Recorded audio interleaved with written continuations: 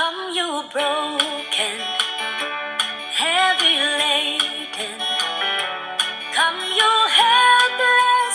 Come, you in despair. Come, be blessed. Come, be saved. Come, believe. Come, receive the goodness of God's grace.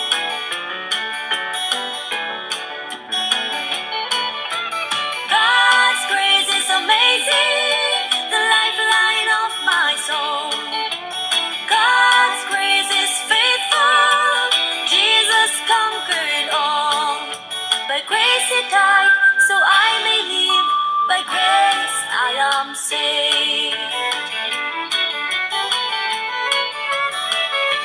Come, you weary, hope and be free. Come, you helpless, lift your misery. Come, be blessed and be blessed. Come, be saved and be saved. Come, believe, come, receive the goodness of God's grace. God's grace is amazing, the lifeline of my soul. God's grace is faithful, Jesus conquered all. By grace he died, so I may live. By grace I am saved.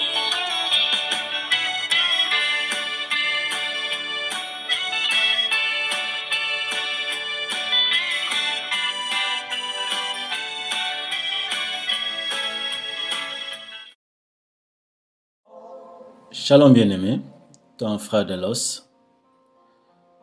Tout le bonheur est pour moi de te retrouver ce matin, du lundi, début de la semaine. C'est avec joie et bonheur que je te retrouve, bien-aimé. Oui, le Seigneur a permis que nous puissions commencer la semaine, toi et moi. Voilà pourquoi nous allons encore lui rendre un culte d'action de grâce pour ses bienfaits, lui qui nous accorde cette semaine. Nous allons prier et surtout je bénis la semaine pour tout et chacun. Je prie l'Éternel pour que la semaine soit une semaine de paix, de joie, de bonheur, comble de bénédictions pour tout et chacun. Et que sa droite, la droite de l'Éternel, nous assure protection et bénédiction le long de toute la semaine. Nous ainsi que le nôtre, c'est-à-dire nos familles. Et que la grâce soit aussi sur notre ministère que nous confessons tous ensemble par ces groupes, afin que les âmes soient toujours gagnées et que le royaume de Dieu soit peuplé pour la gloire de notre Seigneur et Sauveur Jésus-Christ. Nous allons prier, bien-aimés, remettre notre culte entre lire la parole de Dieu. Nous lisons au nom de Jésus. La Bible dit, bien-aimés,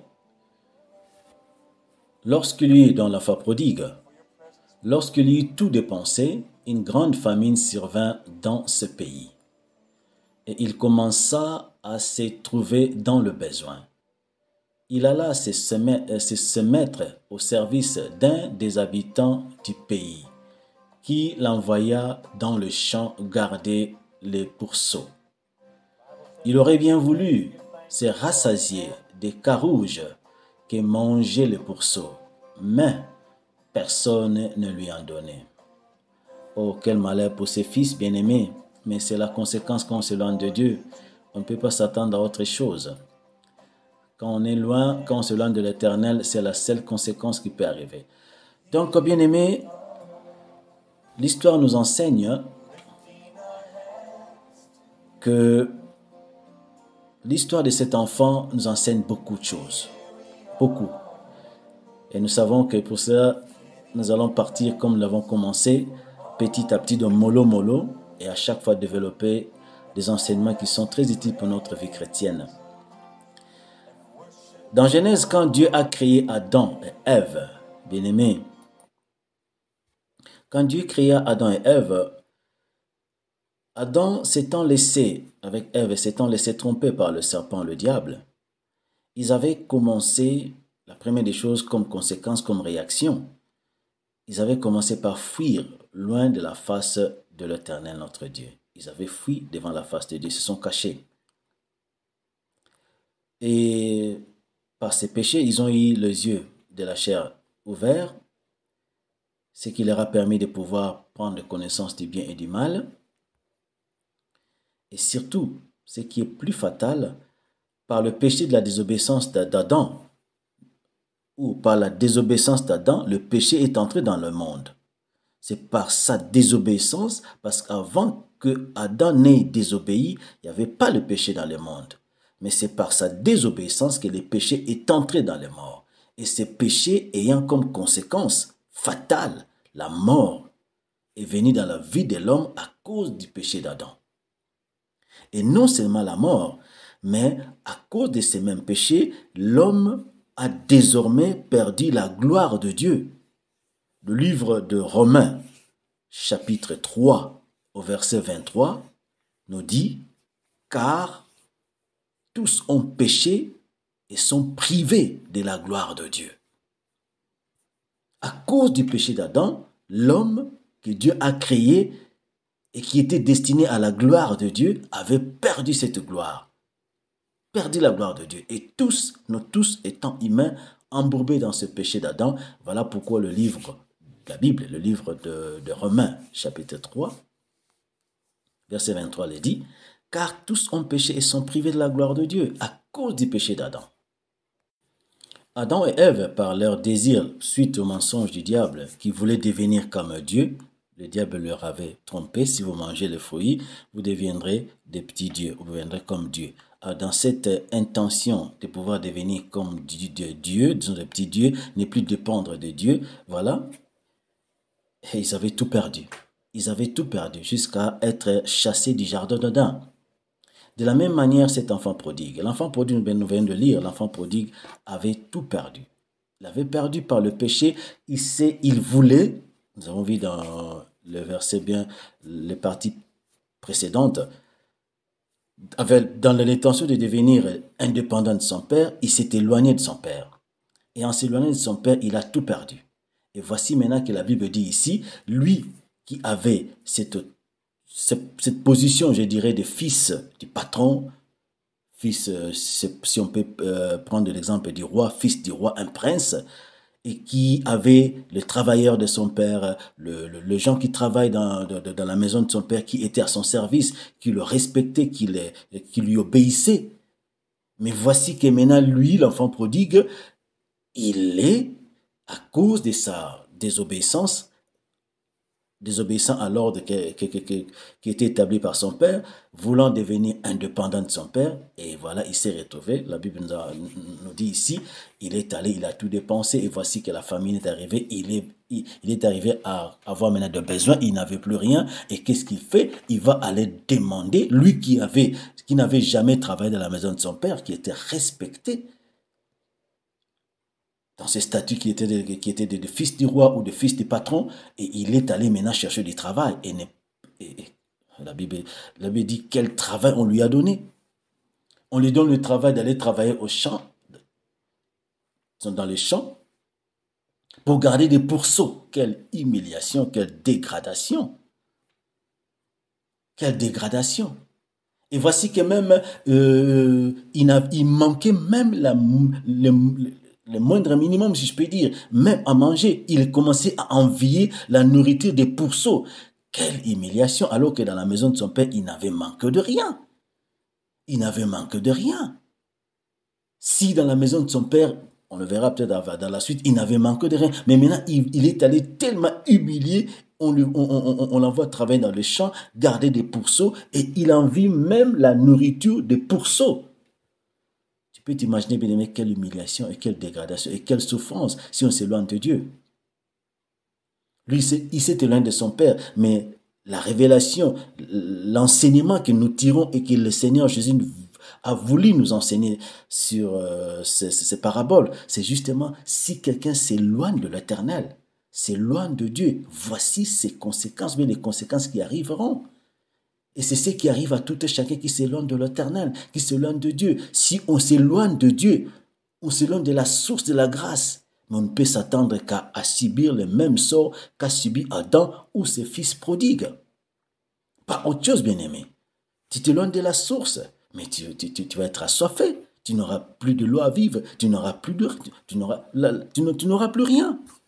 S'éloigner de la source de vie, mais c'est la mort, c'est la destruction. Et voici que ces fils, on l'a vu, on ne peut s'attendre qu'à ces deux sorts. Tu subiras le sort d'Adam et tu subiras le sort du fils prodigue si tu t'éloignes de l'Éternel ton Dieu. Tu perdras tout bien-aimé, tu souffriras.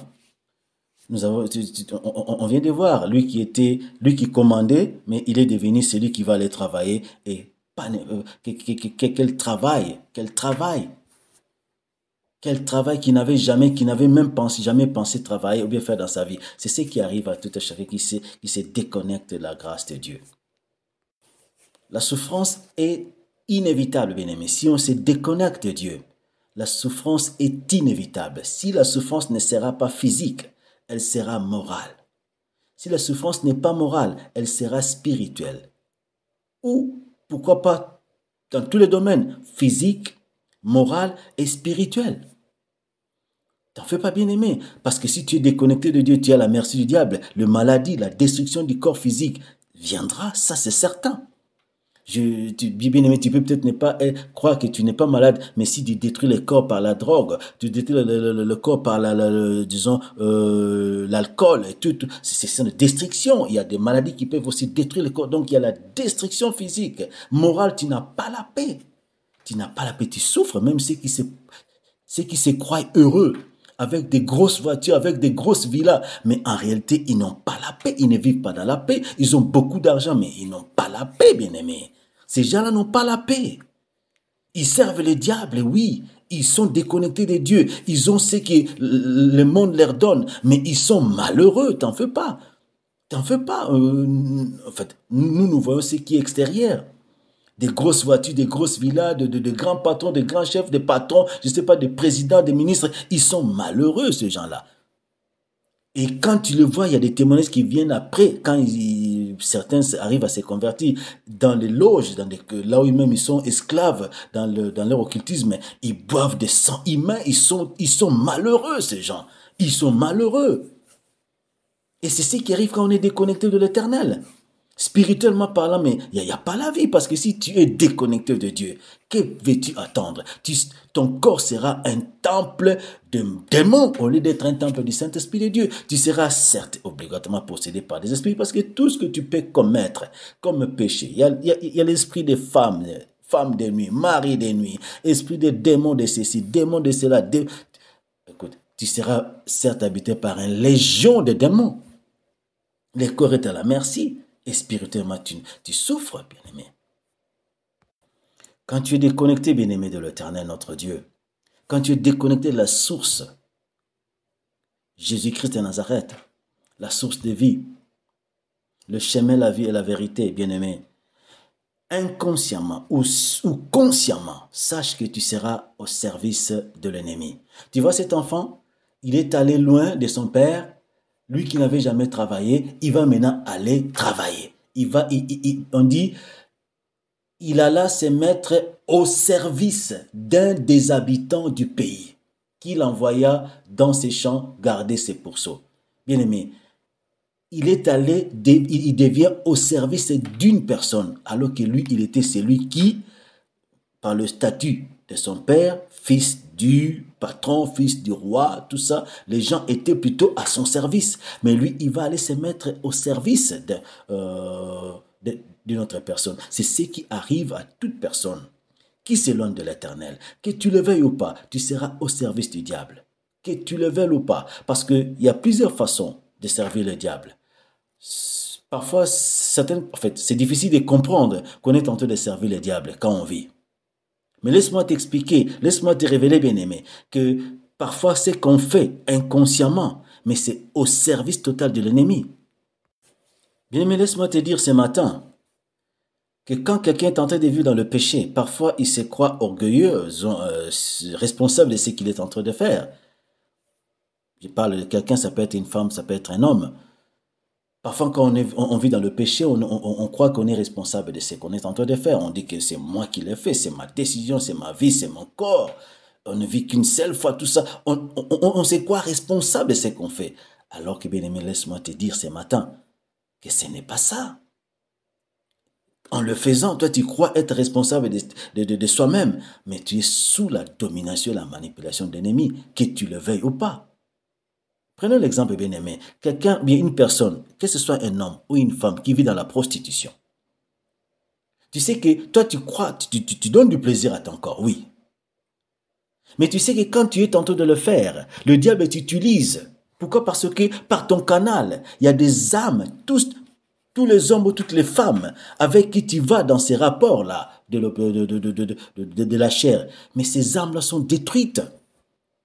Mais par ton canal, et tu es un instrument que le diable utilise pour détruire les âmes de l'Éternel. L'occultisme, n'en parlons pas. Quand on est obligé, étant esclave, d'offrir ou de sacrifier des âmes, des enfants, je ne sais pas, des familles, mais tu es au service de l'ennemi. Par la magie, on sert l'ennemi, sciemment ou inconsciemment. Et surtout dans la sorcellerie. Tu sais, je ne dis pas que tu deviendras sorcier ou sorcière, non. Toi, tu es un instrument que le diable va utiliser dans ton inconscience. Parce que toi, tu n'as plus le Seigneur, tu es déconnecté de Dieu. Qu'est-ce qui arrive? Le diable maintenant envoie ses démons. Prenons, je donne un exemple très clair, très facile à comprendre. Toi, tu es un homme. Tu es possédé par un esprit de femme spirituelle qu'on appelle femme des nuits. Chaque nuit, cette femme vient faire des rapports sexuels, spirituels, démoniaques avec toi. Il te suit, il met dans son corps ses dépôts de sémences maléfiques, des sémences de destruction. Et toi, tu es homme, mais tu as aussi une femme naturelle avec qui tu es marié. À part tes rapports démoniaques, nocturnes avec cette femme de nuit, mais tu as des rapports aussi naturels avec ta femme. Et qu'est-ce qui arrive?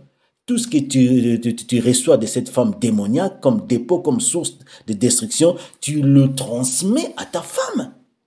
Et la pauvre femme est aussi détruite inconsciemment. Et qu'est-ce que tu es, toi? Un instrument de l'ennemi. Pourquoi? Parce que tu es déconnecté de l'Éternel, ton Dieu.